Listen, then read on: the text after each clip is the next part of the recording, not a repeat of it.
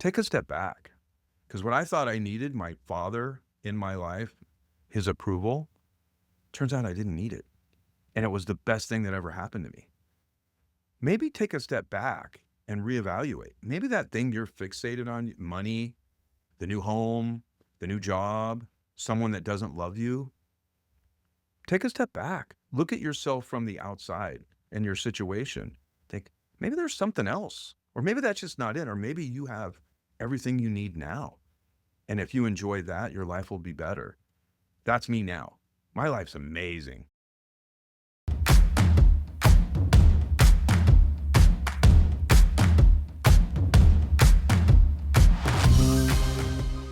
What happens when the search for approval from others no longer defines you and you finally let go? On this episode, I sit down with Bill Kalivas, a Spokane-based leader, mentor, and connector who's built a career and a life on showing up for others.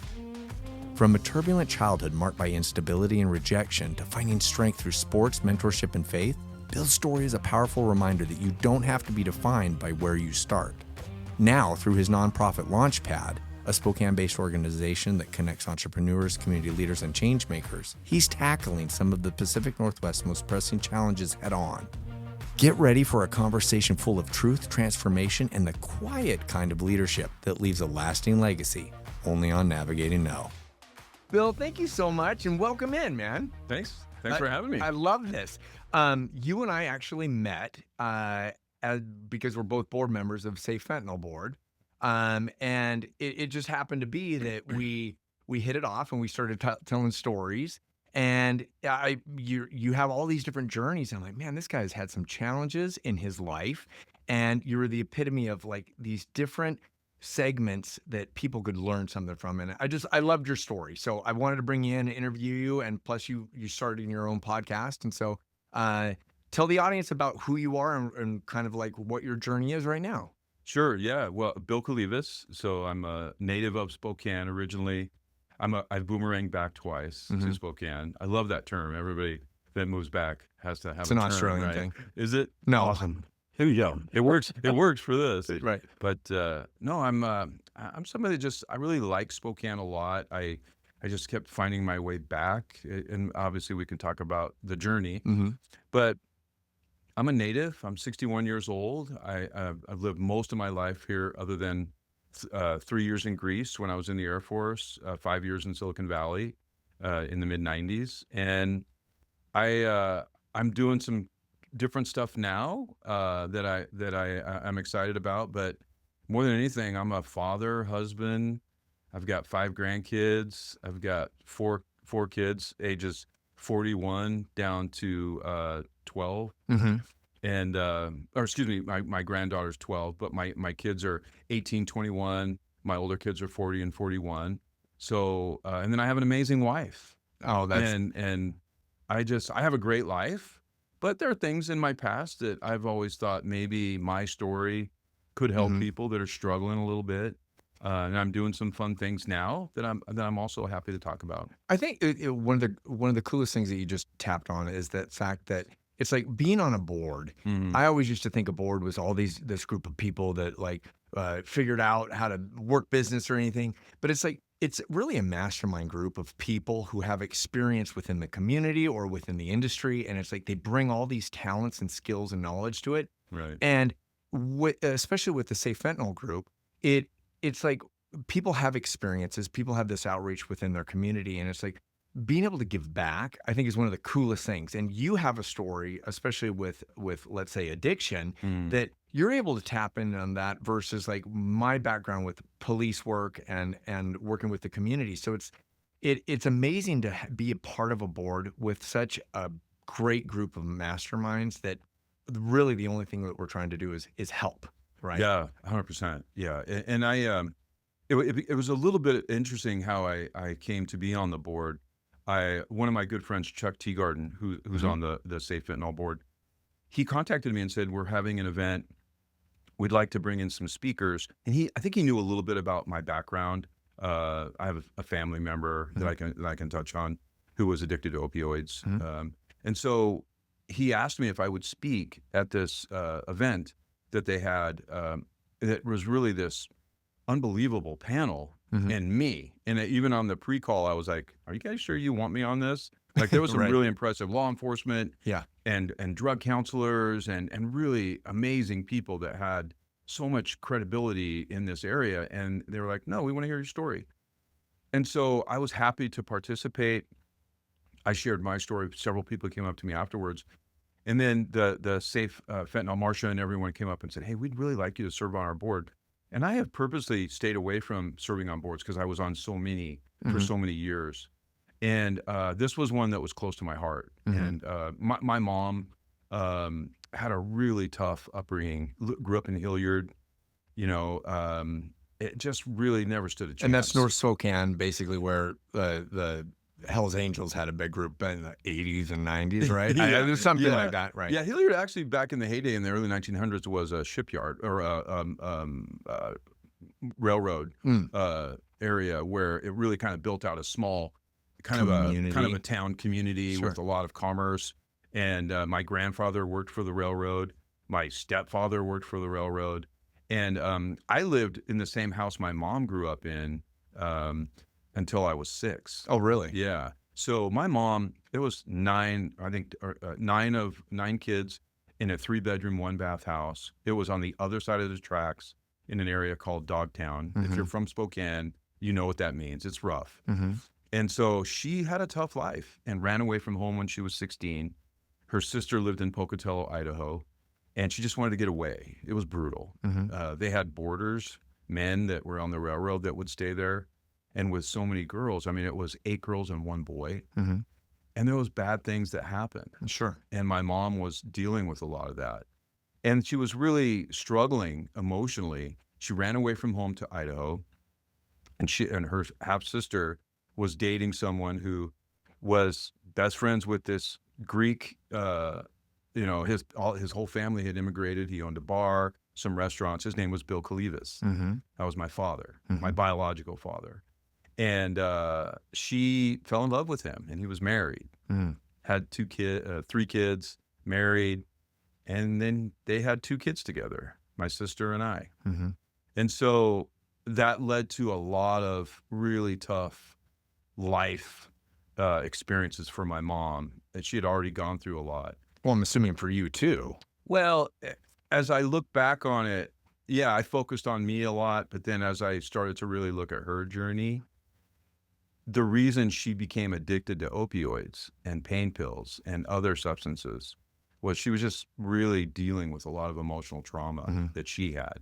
Trying to escape, or what do you think? Did you Yeah. ever have these conversations with her? A little bit. She was it was hard to communicate about this kind of stuff with her, but she was super talented. She was unbelievably talented as a musician.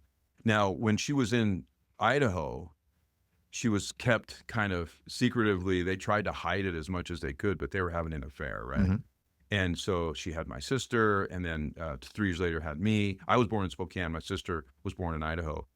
But my mom would leave me here with my grandmother. I was in a crib by myself for about a year at my grandmother's house with about 5 or 6 other cousins that were born, and grandma and grandpa raised all these kids because there was no one else to do it. So their daughters were kind of. Do you think this was the time, or do you think this was like addiction? And what do you think spawned that? Like, I mean, because that With my mom? Well, I just want to say within that generation, because you hear a lot about where it's the grandparents raising the kids now, especially with drug addiction, with parents now. Do you think it was similar, or do you think it was just the generational thing at that time? I don't think it had much to do with drug addiction. I think they all drank. I think they were all drinkers. It was, Hilliard, wildly known for bars and kind of the party. And my grandparents didn't drink. They were doing their best. But my mom, I think, was she got into drinking. She got into trying different things. She was very young and impressionable. And I think my biological father had a huge influence on her in a negative way. Sure. That whole lifestyle became attractive to her. Yeah. And this is, in the 50s. Okay. So lots of things were different back then. She got into gambling. He taught her how to gamble, how to cheat. So they had an underground gambling ring that they ran. You're an entrepreneurial set. Right? Entrepreneurial depth. And I'm hearing all this secondhand stuff. Yeah. How old are you when you start realizing these things? Are you learning it from your grandparents, or are you seeing it firsthand? No, I was too young to really understand. Because you're a what was baby in going a on. crib at the time. Yeah, right? and then I grew up until I was about 6. My mom would come back periodically. Then we eventually moved out, and we still lived in the Hilliard area. Mhm. And I started grade school, and then my mom started dating this man named George Kendall, who was he worked on the railroad, and he had 3 older kids and an older daughter. So there were 6 of us. So I was the youngest of 6.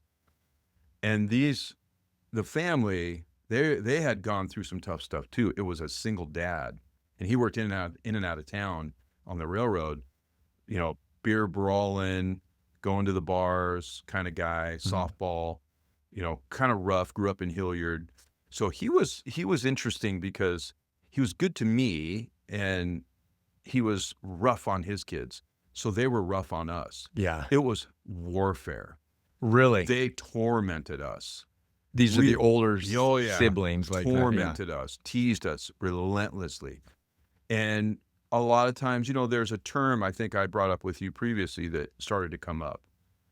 Bastard child. Mm-hmm. And they started teasing me.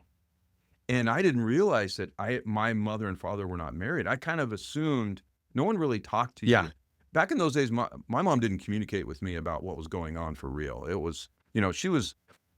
Well, plus as a kid, you don't put 2 and 2 together. No. It's like you have a mom and a dad. It's just like now I love when when you see 2 moms, right? Yeah. And they have a child. It's like, how do you have that conversation? Right. And it's tough. It's Right. like, because a child can't discern or can't Yeah. put that into it. So that's a very difficult situation. Yeah. And so, all right, so you're being made fun of and picked on. How old are you at this time? So from the time we lived in Hilliard, I went to 5 grade schools by the time I was in 5th grade.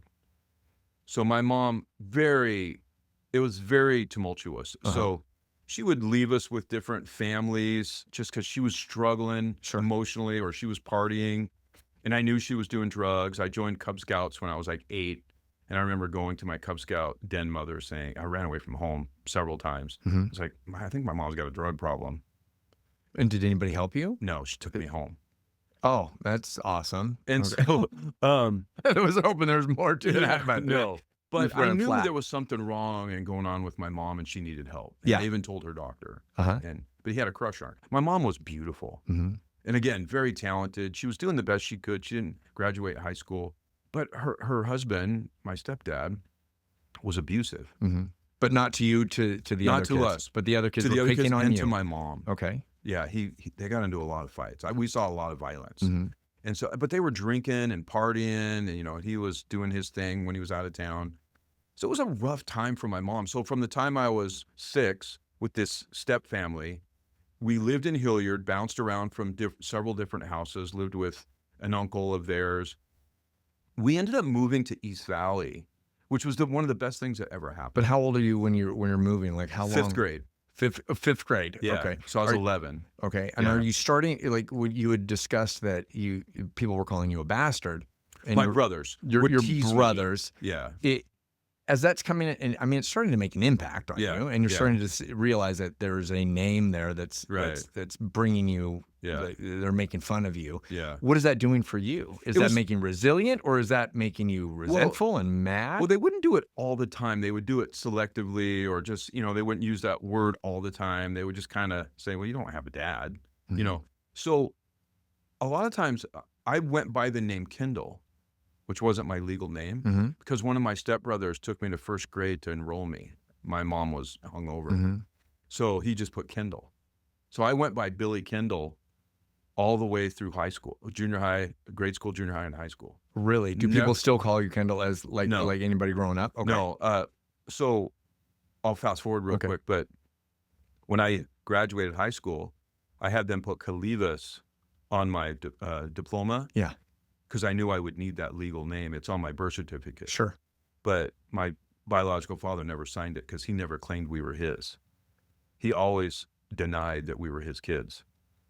And so when I graduated high school, I went to college for a little bit, struggled, dropped out, and joined the Air Force, Mm-hmm. I had to use my legal last name. So I had a different identity growing up as Kendall. Uh-huh. And their whole family, we sort of tried to be part of their family. We wanted them to like us. Yeah, 100%. Looking for approval from Yeah. them. So that was a constant battle, trying to get them to like us. Mhm. It was a never-ending battle.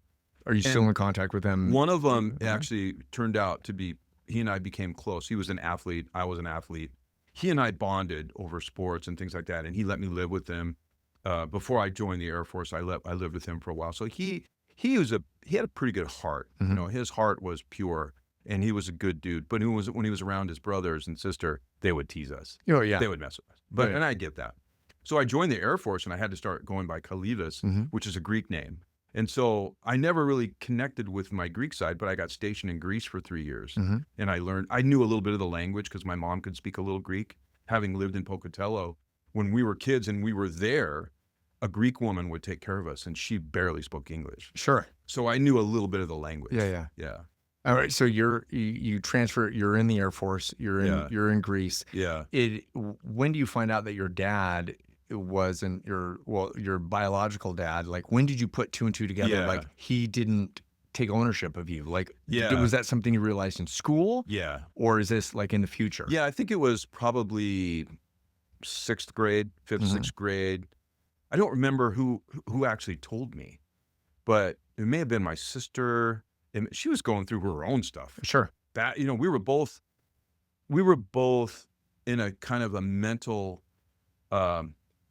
chaos state. It was always fight or flight, constantly being teased at home, but always trying to fit in with this new school we'd go to. And so we were always looking for friends. I was bullied a lot. So my stepdad put me in boxing in Hilliard. So I tried to learn how to defend myself. I was always the smallest kid. So I was kind of but I always played baseball. I always had baseball. So I kind of had a little community of other athletes that I would kind of get to know. So that helped. And But coaches or? coaches, yeah. Coaches liked me. I worked hard. I was a decent ball player. And as I got older, so I'd go through junior high, I found out about my biological father not claiming that we were his, that he had a family. I don't really remember how I processed that. Yeah, I was just going to ask, like, what did that feel like? Like, I remember finding out that my dad, they were getting divorced. It was just like my mental, they put me into counseling, and I thought it was to get them back together. Oh, right. And it was for me, like, Interesting. how do I begin to process like them separating and divorcing? It was like the whole time I thought it was so that they could get back together. And as a kid, you can't process that. So and our frontal lobes they're not developed. And I mean, I idolized my dad. I thought he was like a god, right? Sure. And so it's like, how did you're being told these things, like, what did that do to you? Yeah, I did go through some therapy. I'm happy to talk about that. It helped a lot. And because you have to go back to really unpack some of that stuff and understand how you feel and talk to that person at that age, right? And I do remember that feeling of confusion.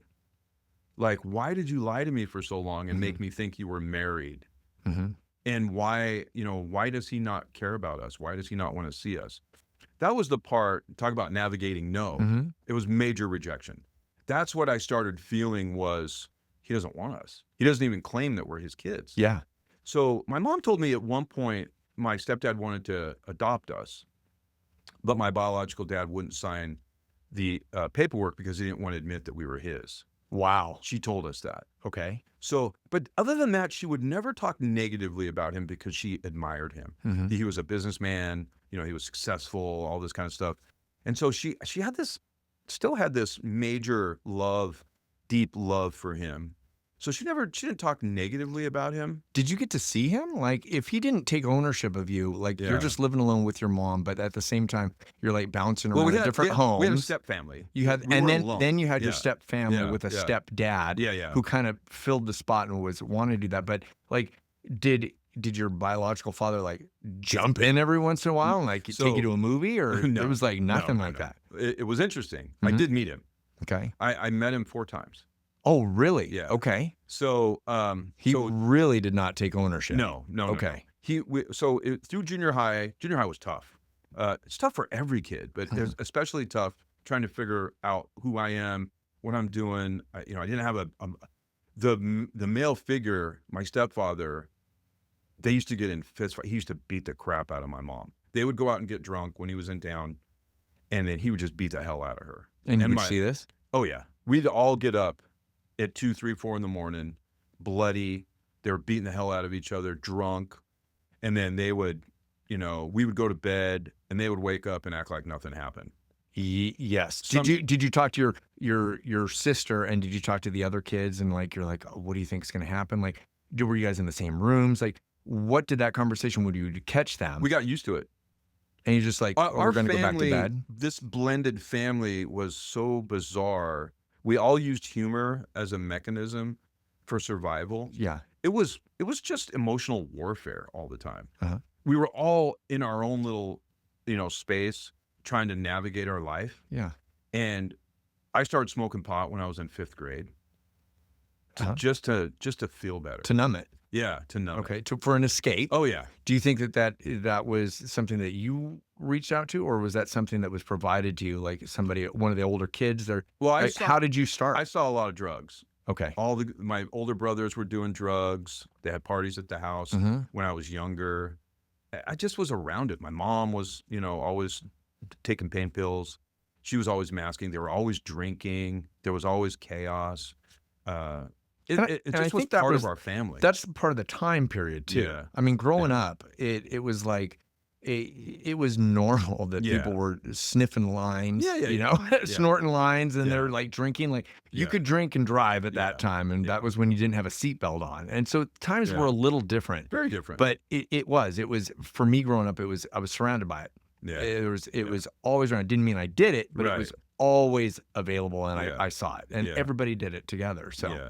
So I just kind of made it my way through junior high, and never really, I never met my dad, hadn't met my dad yet, just kind of trying to figure things out. I wasn't a great athlete, but I started to play, baseball was helpful. Then I had a couple coaches pull me aside and like, hey, you've got some talent. Put me on a couple of summer select teams, things like that. So I started, I never started in football, never started in basketball. And then I made it through junior high. And then my sophomore year in high school, I started to work out, and I started to really want to improve myself. I started to develop a little bit of identity of I want to be an athlete. Yeah. And I noticed guys who were in my grade, like we were undefeated in football, basketball, and baseball through junior high. Studs. We had studs all the way through. And some of these people were my best friends. And I would go to their homes and have dinner with them, the Porter family and the Bittners, and they had a mom and a dad. Yeah.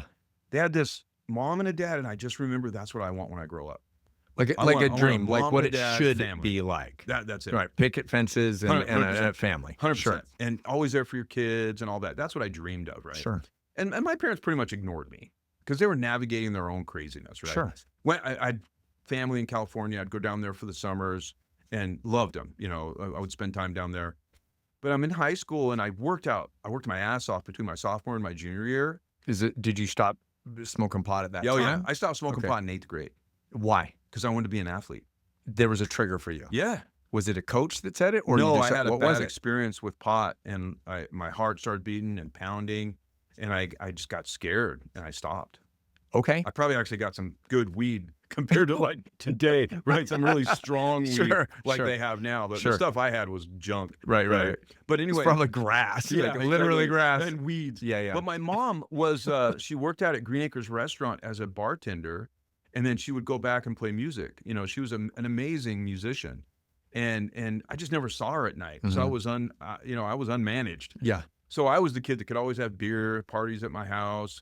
I was roaming the streets, from 5th grade until my sophomore year. Yeah. But then I wanted to be an athlete. I didn't want to party anymore. So you gave it up, cold turkey. Gave it up. And I had some really good friends. Sure. And so I started to work out, and I was not a good football player. And between my sophomore and my junior year, I was determined to play football. I loved football. And I started my junior year at defensive back. And it was a big deal for me because I was tiny. What school are you at? East Valley. East Valley. Okay. This is in 1981. Okay. And there was a cornerback named Keith Mack, guy who owns Perfection Tires. Okay. That was a plug for Perfection. Yeah, exactly. Okay. They'll be calling you. Okay. All right. he pulled me aside and he said, "You really want to play?"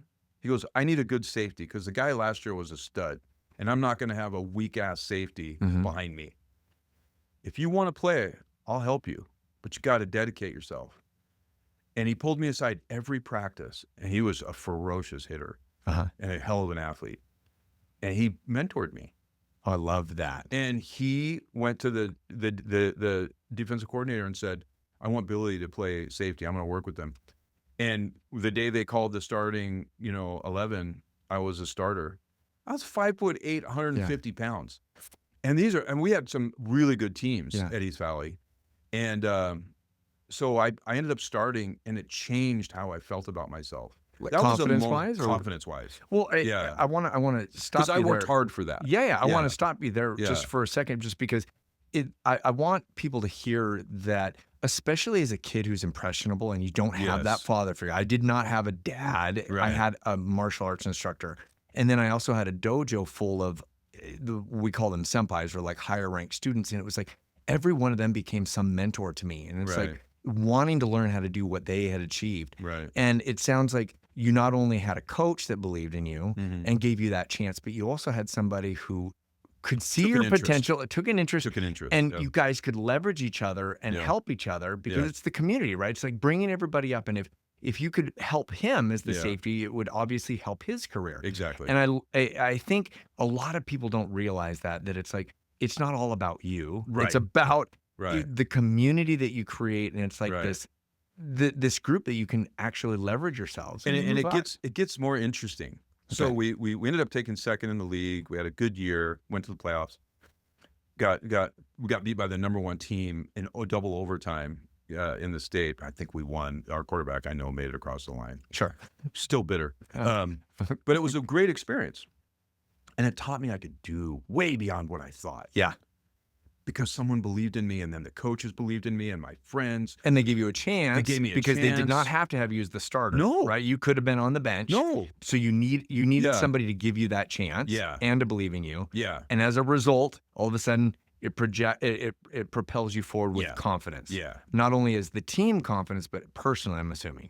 Everything. Okay. Everything you just said. Okay. It changed my life. Double click. Yeah, we're going to double click on that. Thanks, parents. But then what happened is my parents divorced. And my mom came to me one day. We were living out in East Valley. And back then you had to live in the district. My mom said, "You got to find a new place to live." So everything is going great for you right now, right? Like you're finding your own self. You have this potential, this career. You're happy for, like, let's say the first time. My sister was off going to college. Yeah. All the other stepbrothers, one lived nearby, but my mom was rarely there, but she would leave money so I could just go down to the store and get food. And I loved it. I was finally, in a place, and she's like, "You got to move.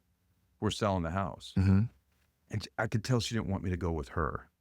Ouch. So she went to Liberty Lake, had an apartment. She kind of wanted to start her life. I kind of get it now as an adult. I mean, with kids and all that, maybe a little earlier than I would have done. When kids are 18, you can have a conversation like that. But yeah, I was 16, 17. And there's a family at East Valley, the Porter family, my best friend, Scott Porter. Love him today. We still hang out with a bunch of guys from school. Okay.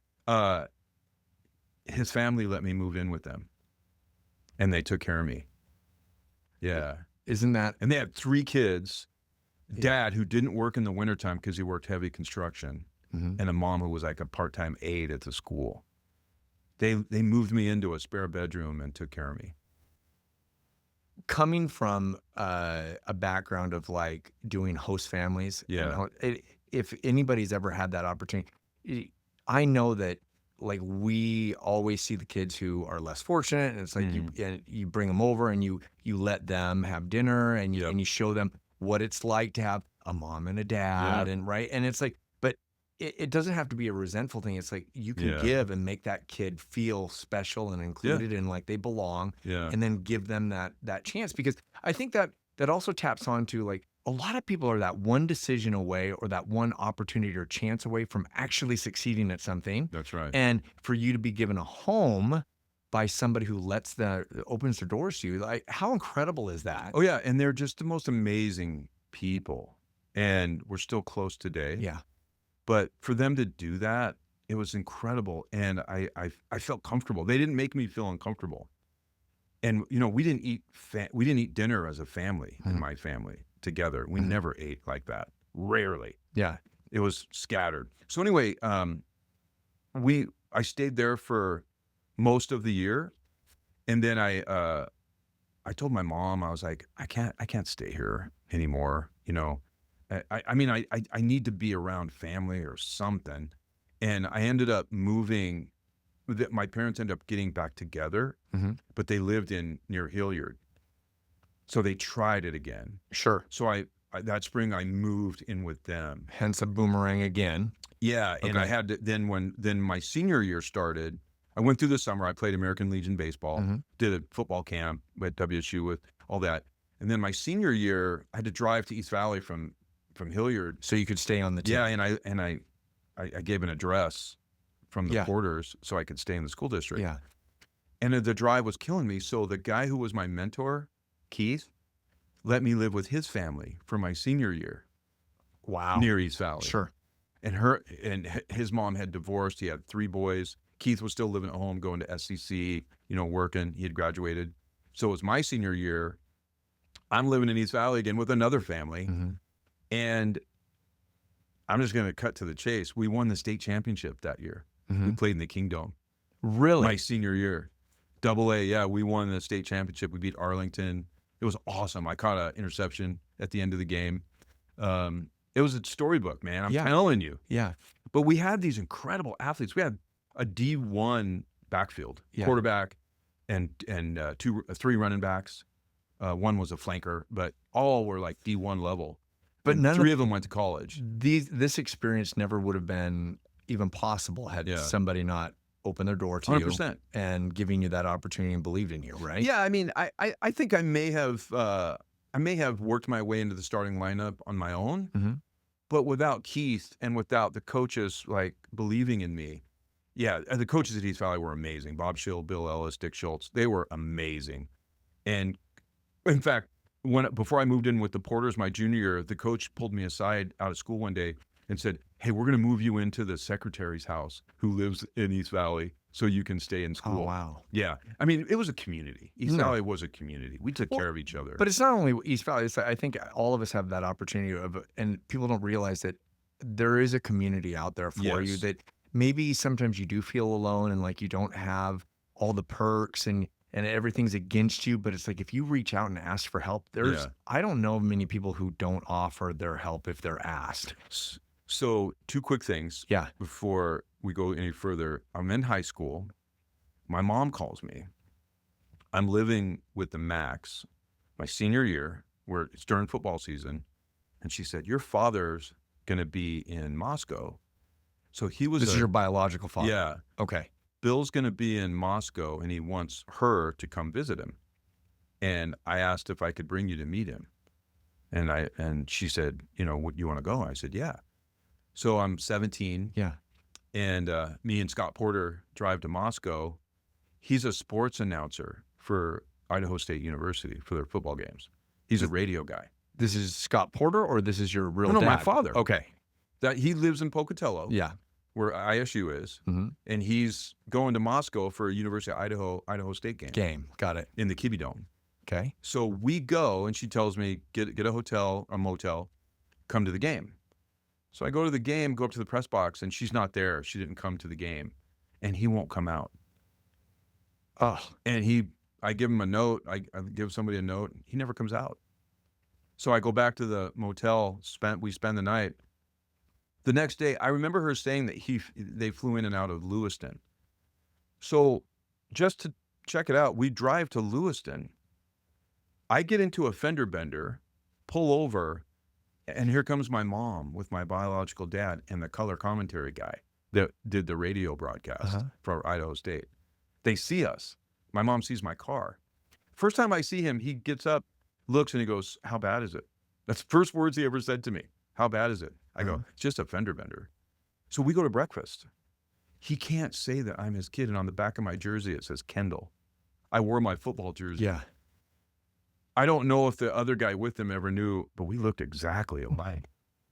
Brutal. Okay. And I saw pictures of him later with Gordy, I can't remember his name, but he used to do NCAA tournament games. Like he was he owned a sports bar, he owned a Greek Well, restaurant. what was going through your mind when you met him? Like, obviously, he didn't take ownership of you at this No, restaurant, but no. you're with your best friend too, right? It was surreal. I didn't know how to process it. Yeah. Here's the guy that I had kind of in my mind thought someday he's going to come Knocking say, at your door hey, or something. hey, I want to get to know you. Mm-hmm. Or, hey, you're my son. I want to get to know you.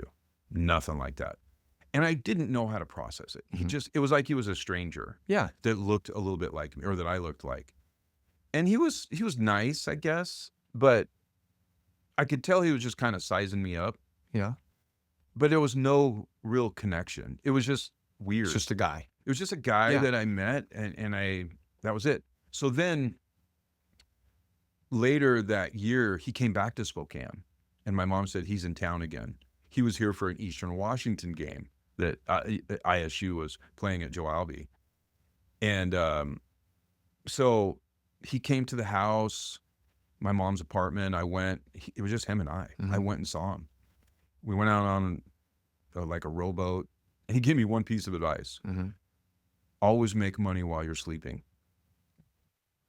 Passive income, like a financial advisor. That was it. Okay. That was it. And then he left. Well, I want to stop you because when my parents separated when I was 10 and then they got divorced at 12, my dad also decided to start his own life. Like, I'm going to start over. Yeah. And he divorced me at the same time that he divorced my mom, basically. Okay, Blue's out of the picture now. Yeah. He was always there and I could count on something, but it was like, let's start over. Yeah. And I understand that, but at the time I did not understand it. I mean, Right. I can understand. I don't respect it, Right. but I can understand it. Right. And so for me to put myself in your shoes, here's this guy Yeah. and you're running into him here and there. Yeah. And it's like, what is this conversation? My dad told me some funny things that I don't think he'll he would never remember. Yeah. But it's little odd things like that. Yeah. Like, I'm sure my dad was uncomfortable, all that. 100%. Yeah. My dad would always bring a girlfriend at the time Yeah. alongside, so it would make it easier for him. I guess the difference is he still never claimed we were his. Sure. But he came and visited us. Mm-hmm. But in public part of it is I think he wanted to protect his other children. So his wife died. My sister was born in the hospital where his wife used to be a nurse. So here she is married, and her husband, his girlfriend is having a baby at my hospital. I mean, I can't even understand that pain. Yeah. I can't even understand what she went through. His wife. Yeah. And the kids. This is like a Game of Thrones story right here. Yeah, I mean, so that was the second time I met him. The third time I met him, he did another game. This is several years later after the military, had 2 kids, moved back to Spokane. And my son was, I think, 3, and he was doing another game, and I went to the game and waited for him until he walked out. And he walked right by me, and I said, "Can't you even stop and say hello?" And he stopped and he looked, he goes, "Oh, I didn't recognize you." Wow. And so He didn't see himself. And then I said, all we're really wanting is just to get to know you a little bit. And he's like, "You're not going to like my response to that." So that's what he said. And then he Isn't left. that amazing that you can remember the lines that he said, because they're so impressionable and it's so your emotions are running. I only tried one more time to connect with him. This time it was a bit of an ambush, but several years later, I got a divorce. My ex-wife and kids moved to Florida, and there was a Greek family in Pocatello. There's a small Greek community there. They were good friends with us. Their mom is the one that used to watch us. And they wanted me to come to Boise to go to a wedding of my biological father's granddaughter. And I did. And so I'm sitting at the table. I see Bill. He's with his new wife. He doesn't see me. He goes to the bathroom. So I follow him to the bathroom, and I wanted so bad to be standing in the urinal next to him and look down and go, "At least mine's bigger." But I didn't. So he was done. And I walk in, I'm going to the bathroom. He's starting to leave. I go, "Hey, Bill, how are you?" And he turned and he goes, "Do I know you?" Yeah. And I was like, "Yeah, it's Bill from Spokane." He goes, "What are you doing here?" Yeah. I said, "The Cordopatas family invited me, and I just wanted to come visit." Mm-hmm. He goes, "Oh, how are you?" I said, "Fine." He goes, "Are you staying for a while?" I go, "I don't know. I might go golfing with my friend Scott Porter, who lived there. He was in the Navy in Boise." And he goes, "I got to go." So he left. He sat at the table and watched us. And then my aunt, whose granddaughter was getting married, came over. And so it wasn't his granddaughter. It was his sister's granddaughter. But so he kept kind of looking, and then he left. Making it awkward and uncomfortable. Yeah, he didn't want to be there. No. Is that the Yeah. last time you saw him? And I didn't want to make him uncomfortable. That was the last time I saw him. Wow. And then my sister and I went to his funeral with my son and her two sons. And this is where everything changed. So we knew that we had a brother and two sisters. One of the sisters was reaching out to my mom saying, you know, your family. This is where everything changed. When you say that, do you mean Yeah. like this is when Pandora's box opens up for you as an adult, being able to see things Yes. of like all this past and why people were hiding things, and you were the Game of Thrones bastard son, and it's like, is that what it is? Oh my God. Right? I hate that. It pains me to even Yeah. hear that, because what it does to kids when you're being told you're illegitimate. Yeah. And I want those words stricken from the English language, just like so many other words are taboo right now. Yeah. Because it inflicts so much pain when people who have gone through this hear that. 100%.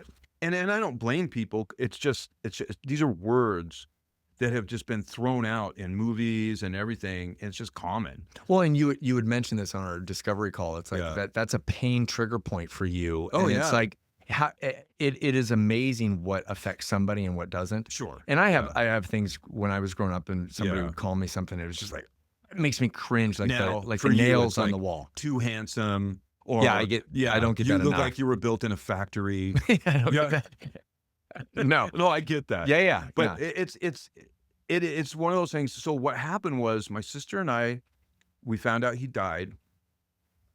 We went to his funeral, and she crafted this amazing email, sent it to the family. Said, "We're not trying to cause a scene.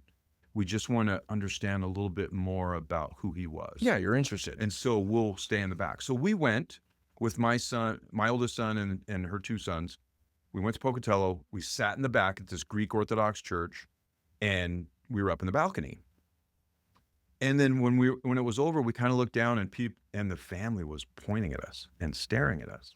And the young people and my son and two nephews thought it was going to be a throwdown. We thought they were going to be angry at us. Mm-hmm. Because one sister wanted to get to know us and had been reaching out. The other two did not. Mm-hmm. My brother and sister. And my sister had like 3-time breast cancer survivor. So she's a fighter. Mm-hmm. And she was closest to Bill. Bill was living with her when he passed. So anyway, we're leaving. We're like, we're just going to leave. Well, this young... But why did you go? Like, was it because you were interested? Is it because Yes. like We did you genuinely wanted want the pain or like It wasn't pain. Okay. By that time, this was 3 or 4 years ago. Okay. We were kind of over it. Like we had our own You families. had closure already. Well, I became Bill Kalivas, but I didn't identify with him. I realized he's never coming to get to know us. Sure. And I was fine with that. We have our own kids. We have our own lives. You know, we were fine.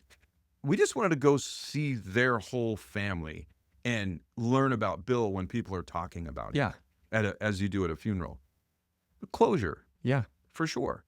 And so we're getting ready to leave, and this young lady walks up to us with a baby and says, "We know who you are, and we're glad you're here. Will you meet us at this restaurant later?" Uh-huh. And we did. So we met my niece, my oldest sister's daughter, Nikki, who's amazing, and her brother. And they met us and a couple other friends of the family. And they said, "We've known about you forever. All of us know about you. And we've always wanted to reach out to you." Mm-hmm. But we were scared. Scared of what? Bill, retribution. Of your dad. Yeah. He had a very bad reputation Mm-hmm. for being violent Mm-hmm. and not a great person. But then half the people were there to make sure he was dead. Half the people were at his funeral because they wanted to celebrate him. Yeah. That was the joke. It made me laugh. Yeah. It's almost like the secrets. The more secrets you have, the Yeah. more mysterious life. It's like Yeah. it's poisonous. Yeah. And it's almost like, why can't it be the dream of like two parents? And it's Yeah. like, that's life. I mean, But we are so blessed right now. We knew he was never, so it was closure, Mhm. but we also got to meet our sister, our other sister, my brother, and it's become this amazing blessing. Now we Wow. have a new part of a family, and my niece Nikki and her brother Chase and the grandkids. So we've been to Boise, we've been to Pocatello to see them. My niece lives in San Clemente, so we go visit there. We have this whole new family. And it just opened up just because They you wanted took to the get to chance know to be us. there. Yeah, Yeah. 100%. And they're wonderful people. They're amazing people. Mhm. And so, Did you learn anything about your dad from them that yes, made you kind of understand and not respect, but do you understand that? Like, was there yes. like this revelation that you kind of came to terms with? Yeah, I mean, it's the thing that I would share with people who maybe are going through now what I went through as not knowing your biological father and that longing, that missing piece, that gap. Yeah. I cobbled together an identity and who I was by looking at other men and learning from them the values that they have. Mhm. I was afforded that opportunity because what they told me shocked me. For years, I thought, I just want to meet my dad. I Mhm. know he'll love me. I know he'll like me. I'm a good athlete. He was into sports. He was a sportscaster. Yeah. He played football at Wyoming for a little while, and then he transferred to Idaho State, played basketball. So he was an athlete. Mhm. He owned a sports bar. He was kind of a big deal in his community. I just wanted him to, respect me and approval. love me and approval. And then I kind of lost that. But then when he died, I realized that I'm never going to get it. So when I was in Pocatello, I actually had a bit of a kind of a weird anxiety thing happen when I got back to Spokane. Something wasn't right with me. I really struggled. My family noticed it when I was there in Pocatello. So I went through therapy. I started really working on what it was that I was struggling with. Mhm. And it was his approval, Yeah. but it was also like, now what? For me, now what? Mhm. And so I started to realize I'm a good person. I have put together a good life. I've been blessed with this amazing wife that changed my whole world for the positive. Amazing kids. I got to start living for now. Stop thinking about the past. But a revelation hit me. My family told me when we were down there in Pocatello, you have no idea how lucky you and your sister are that you didn't have him in your life. Almost a blessing in disguise. Blew our minds. Everything you thought you wanted Mhm. in this person would have almost destroyed you. So my brother grew up running his bar working in his bar from the time he was 14 Mhm. until now. He's like 65, I think. One of the coolest dudes you'll ever meet. Tons of health issues. 19 eye surgeries. I've had 5. Mhm. He's had 19. He has a whole bunch of other stuff. But he grew up in a bar, always under, the impression of, his father. Mhm. And it almost destroyed him. So you And you didn't carry that weight. No, and there's so many stories I won't go Sure. into that they told us that were awful. And my sister and I went through hard times with growing up, Well, yeah. constantly Yeah, teased, no physical abuse, no, sexual abuse, but mental abuse. Yeah. And it's trauma. It's real trauma. But we've come out of it. And she's a successful principal at a grade school and very well educated, very bright. I've been very fortunate in my career, just retired from Google after 5 years, been in the tech industry for almost 30. I run a nonprofit called Launchpad, Inland Northwest.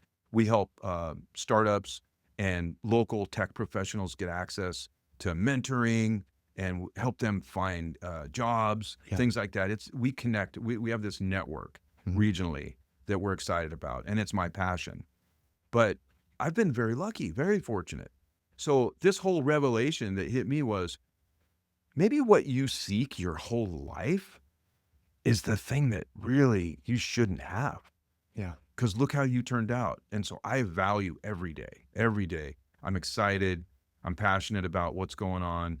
and I just want to make other people's lives better around me.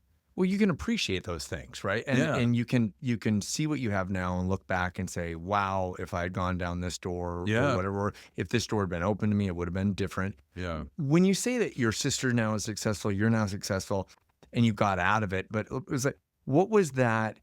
What was, I don't want to say when was it that you realized that you had gotten out, but what do you think you could give credit to, or the most credit to, or maybe it's multiple things that somebody listening could be like, okay, if I hold on a little bit more, or if I connect with these people, what is it that you would say that is really that you could give the most credit to help change your life, to give you that positive spin, to achieve what you have and realize what you have?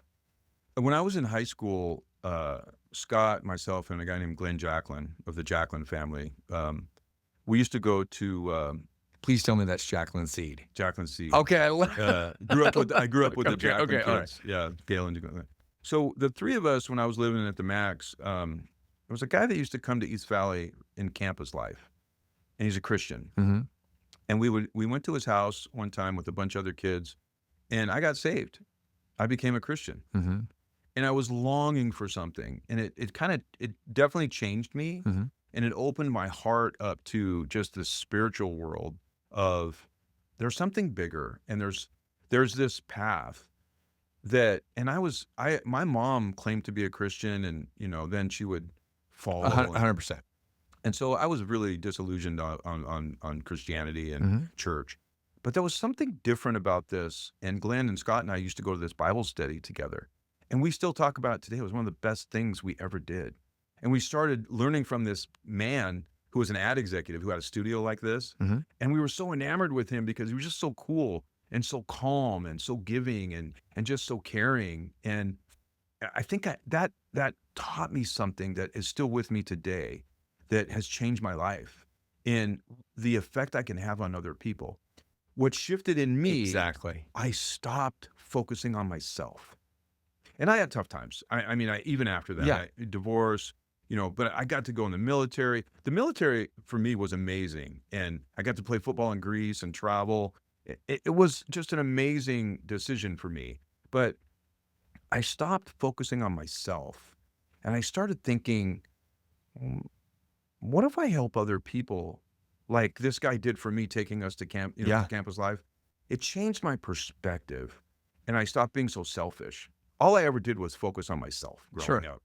But and not in a negative way, but like was I survival. want that. It was yeah, survival. I want to Yeah. survive. I want to take Yeah. care of my sister. I want my Yeah. dad's approval. I need to feel good about myself.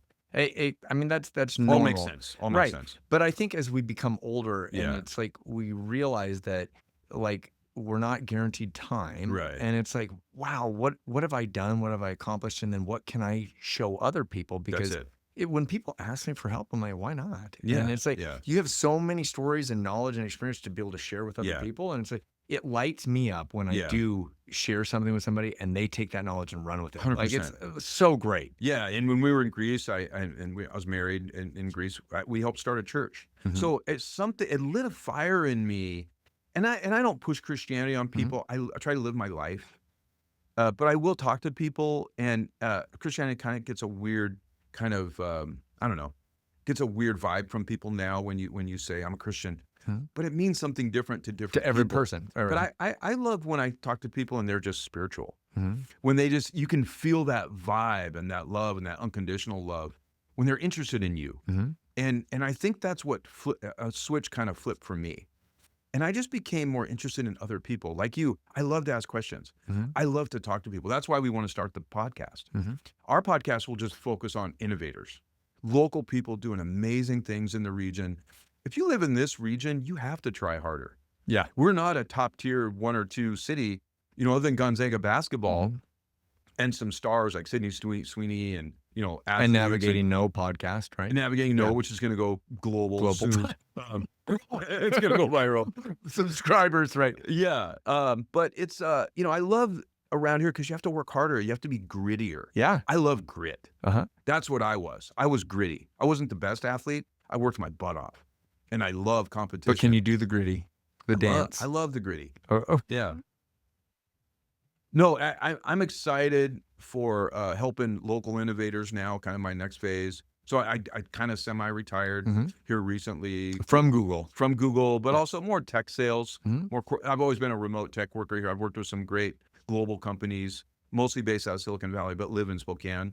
Other than the 5 years I lived in the Bay Area, but yeah, I mean, there's some really talented people here, and a lot of people are moving here, and there's some new funding and financing that's happening. So we're starting to draw some attention. So I want to, And coming back to Spokane, it is thriving. yeah, It is, yeah, and there's so much. We're missing a zoo right. and teriyaki chicken. So if I could throw that out, we need some more teriyaki chicken places coming from Seattle. We're missing out on that a little bit.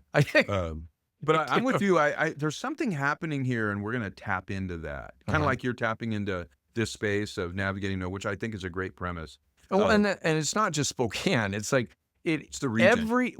Every single person. The whole idea behind the podcast is the fact that it is something that everyone can relate to, because we've all had to overcome challenges and rejection and failure, and we all have this self-doubt. And in our talk right now, it's like you are having to combat that yourself. Like, am I good enough? What is the approval of my real dad? How do I get the approval of my mom? It's like we all have these experiences, and it's like it's just a message that everybody can relate to, and being able to give a little nugget to somebody listening is that, once again, is that boomerang effect, where it's like you had mentioned, that finding that purpose or that fire within somebody. It's like sometimes we just need that chance. We need somebody who is going to back us up and give us that opportunity. But it also helps if you know what lights your own fire, right? And for you, if it was this mentor who brought you, opened the doors to Christianity to you, it's like something lit a fire under you that changed your perspective, and you saw things differently. And it's like, okay, it's not all about me. It's about what I can do for the community, what I can do for my friends, how you can give back to your friends. I have to ask you this. I'm assuming you're still in contact with the families that like brought you in and your best friends, but it's like, do you ever sit down? Do you ever give them a handwritten note or something like that and just say, like, you changed my life and you were there for me? Yeah, I visit them. They still live in the same house. Oh, wow. The mom and dad. And the mom's going through some health issues right now, so I don't want to go too deep into that or I'll get pretty emotional. But so one of the daughter who, there was 2 boys and a daughter that we grew up with, Anne is her name. She's here from Boston with her husband, and we've been visiting, and I went to the mom's birthday party at the nursing home she's at. And so, yeah, we're pretty close. Oh, that's awesome. They're special to me, and all of the families are. And that the team, the won the state championship. One of my good friends, his daughter unfortunately passed away. She was about 15. I think it was about 10 years ago. Ever since then, we got together. There's about 8 of us. We meet once a month for breakfast. And we're still on a text string. Chain or something. And we lift each other up, and we're there. We help each other out. We have a bond, and we just care about each other a lot. Do you think that all of your experiences, growing up broken family and not knowing your dad and looking for that approval, do you think that that made you as strong as you are today, and something that you wanted to show your kids how grateful you are, and how grateful, like, you can learn from bad examples just as you can as good examples, right? And so my dad taught me how not to treat people, how not to act, how not to live my life, or how not to lead. And my wife and I try to take the best of our parents, the best of our lives, and give that to our kids. And so you had mentioned, like, dinner. It is like our motto that we have dinner together as a family every single night. And so do you think that you do that with your kids? Like, it's a good question. I do now. Really quick. I got married at 19. So we were in college. Last year? Yeah, exactly. I got married in college. I was still a mess, mentally, just really struggling. And we were dating in college at the Falls, and I went to basic training in the Air Force. We'd kind of broken up, and she contacted me. We're still talking a little bit, and she's pregnant. And so in my mind, I didn't want to leave her hanging because I didn't have a dad. And I'm like, we still cared about each other, so we decided to get married. And so we went to Greece together and had my daughter, my oldest daughter, and then we had another baby right afterwards, 11 months apart. So we had 2 kids in Greece, and we were 21, 22, but we didn't really know each other. And I was a mess mentally. I just wasn't mature, and I could have been a way better husband, way better father. And I was struggling. And so we moved back to Spokane and we ended up divorcing. Well, my kids didn't get that guy. My kids got the guy who was still a mess Sure. and struggling and not present enough. So are you They making up moved for to that? Are you Florida. making up for that now? So I got remarried 24 years ago in November to an amazing woman that saved me from myself in some ways and had 2 kids. And yes, I wanted to make sure I was there. I had a job where I traveled a little bit. So when I was in town, I wanted to spend time with my son, my youngest son who played, different sports, lacrosse, different things. My daughter danced. So I wanted to be there for them. And I would take them to other sports and I was present. The negative thing that happened is my oldest son and I became close recently, but not when he got a little older. We battled. Now we're very close and he's amazing. My daughter who lives in Post Falls, I think she's still processing all that. Like, where's that guy? Yeah. Why wasn't that guy? And what she didn't understand and what you kind of alluded to, I didn't divorce her. I divorced her mom. 100%. But they go together. Yeah. And this is what I didn't understand. Yeah. And so it wasn't fair to her. And so she sees me with this new family. Yeah. It's not fair to her. Yeah. So she and I want a relationship with her. And she's amazing. And my grandkids are amazing. And so I have a relationship, that we're trying to work on. Well, and I think that's going to be a constant try. Yeah. Right? Like, and as long as you're reaching out and you're taking responsibility, you're taking ownership of it. Yes. I wish my dad had done that. Yeah. And so you're in a good place, and I respect that, Bill, very, very much. Yeah. And I think it will just take time. It will. And eventually, Yeah. we have to forgive to move on. And I hope that she can. But it's like you putting yourself out there and actually making that effort. Yeah. That's 100%. And all you can do is try. Yeah. But you not divorcing your daughter, I think that's the greatest thing to hear. And I want any kid from a broken family or divorced family to really, it is not your fault. Families are messy. But they're worth it. They're sticking there as the major lesson for me was my dad didn't want anything to do with us. Yeah. For whatever his reason was. Sure. And that's history. But now I'm here. I'm present. I got tattooed on here in Greek, naise paron, which means be present. And my son has that too, my oldest son. And it reminds me, be present, always. And I struggle with that. I have ADHD, I know, and I have my own stuff, but now being present is the most important thing. My health, being present for my family and my friends and my community. And so I want to be present and really involved. But you gotta also meet me part of the way. Well, it takes because two. I'm one of those people that didn't grow up with a lot of people, paying attention to him. So I went overboard. I was a show off. But if you don't show me that you're at least interested as well, a lot of times I'll detach. Right? Well, you're going to assume also that they don't want to be around. So it's Exactly. like, oh, okay, but that can be an excuse. Because I got that from my parents. Well, Yeah.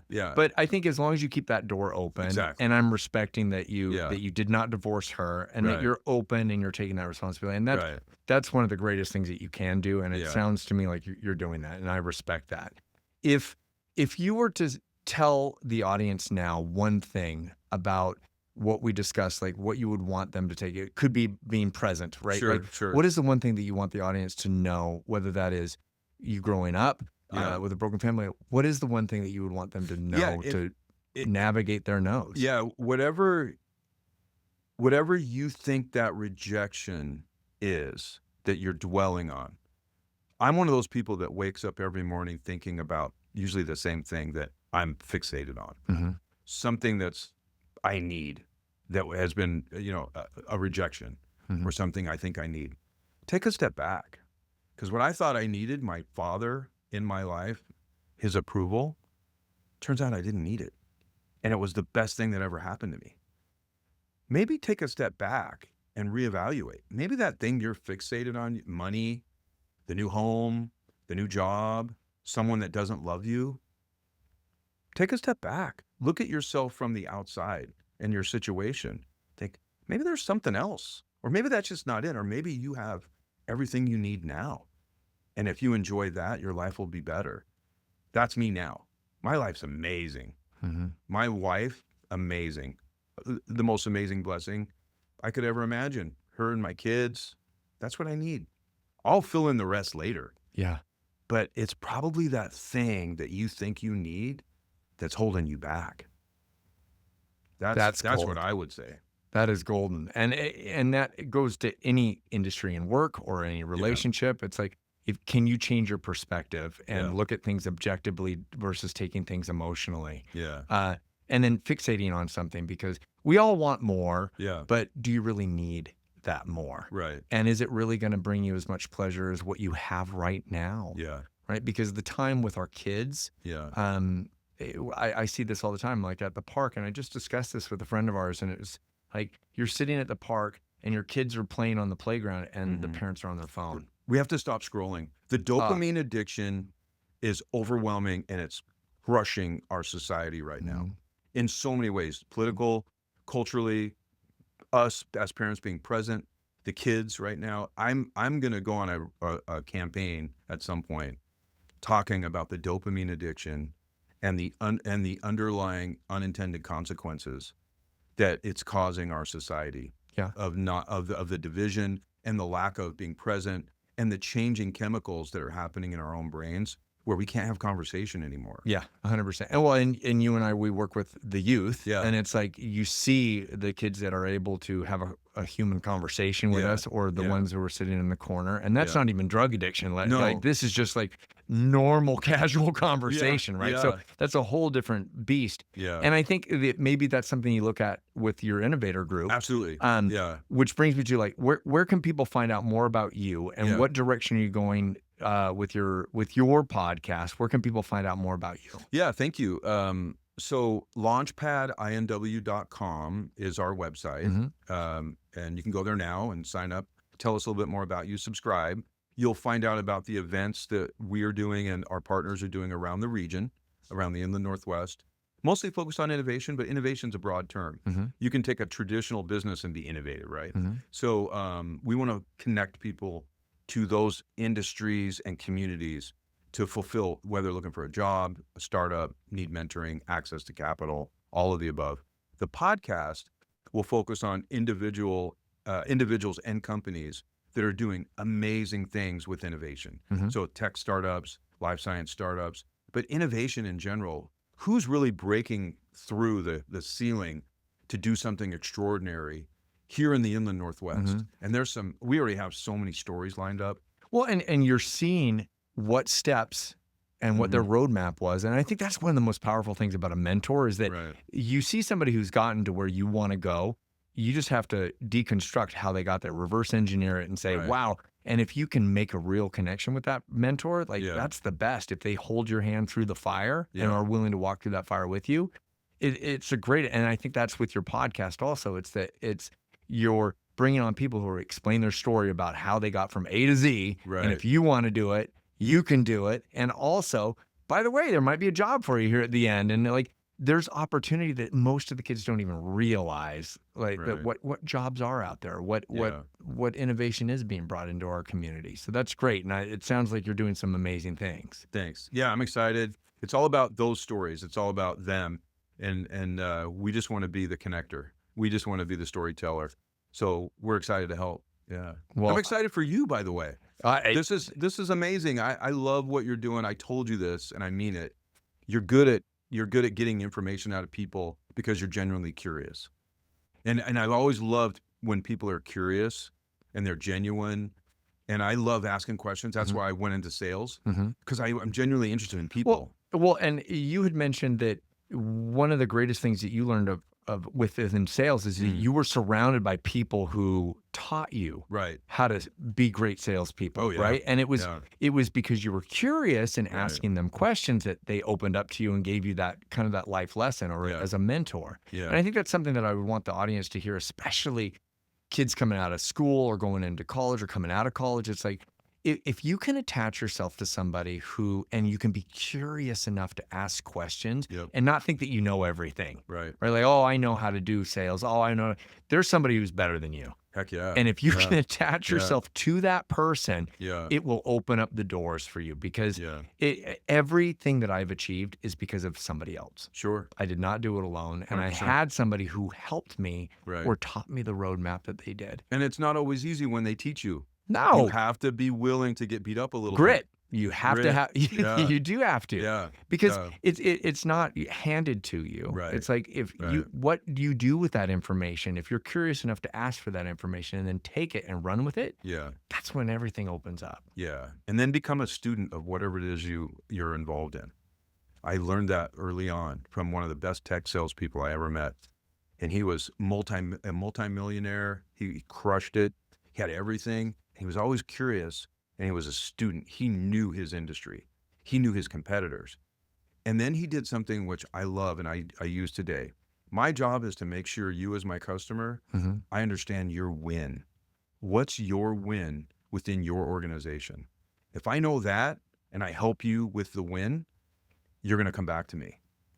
If you win, whatever it is project you're working on, and I help you, all of a sudden I have a trusted ally that says, that guy just helped me. 100%. Yeah, it was such a good lesson for me to learn. And I learned that early on. Well, I love that. And I would think that that's so important for people to hear, because it's not only you're solving a problem for somebody, but it's like, it's that mantra of whether you're memorable and valuable, then you become referable. Right. And people will always come back to the people that they trust, and will always give you their work or their money. And it's like solving that problem, but never stop learning. Yes. Because school does not stop the day that you graduate. It doesn't. And if you can continuously learn, and maybe you could agree with this, is that there will be a point where you're not only the student, but you become the expert or the person who can teach other people. Yeah. Because if you can teach it, it means you know it. That's it. And you really start to become humble when you try to teach and you don't think you know as much as you do. Right? Right? Yeah. Yeah. I mean, that to me, I've always heard that. Because if you try and teach something, that's the best way to learn. It's an interesting concept. Yeah. Well, and the Japanese believe that, and that was like learning Japanese or in martial arts. It's like the moment that you can teach it, it gives you a different perspective of like, oh, I had a problem with this too. Yeah. One of my favorite stories is with my ice skating group when I was a strength coach for different Olympic athletes and students, was they already know how to do everything. And it's hard for somebody who's an expert to remember what it's like to learn. Yeah. And so I would get on the ice with them just for fun. And I would like, how do you stop? And they're like, you just stop. I'm like, well, that's not the answer. To a beginner, it's like, how do you stop? Well, you just stop. Yeah. Well, no, there's a process, right? And so for them being the expert, an Olympic athlete, to be able to stop and think about it like, okay, you have to start from A before you get to B. Yeah. And it's like being able to like slow down and see that is a great teaching method, but it's a learning experience for the student too. And so it's giving back, and it's being able to slow things down and give back. Well, I'm actually having fun because my youngest son is graduating from Eastern this fall, and he wants to go into tech sales. So he's starting an internship this summer, and I love it. So it's giving me a chance to kind of throw more knowledge in and vicariously live through them. And he's a good learner, and he's got a good attitude. So no, I'm having fun, and thank you for inviting me. Thank you for being on here, Yeah. and thank you. And I look forward to all of the guests that are coming on and what you're doing for our community, and with the Safe Fentanyl board too, because I know that's trying to make a difference, because that's a huge a problem in our community nationwide. But it's like it is something that you're trying to do, and I respect you, and I look forward to seeing what you come up with and what directions you're going and making a difference in this world, because it sounds like you're doing that for our community, but also with your family. Yeah. And thank you. Giving back. So I appreciate that, and I respect you. I appreciate that. Yeah. And I really look forward to seeing what you do with your podcast and your platform. And we'll see if we can get to 162 subscriber. Okay. Well, I may try to help you get this out there a little bit. Let's see what we can do together. Let's collaborate, rather. Yeah. Let's do it.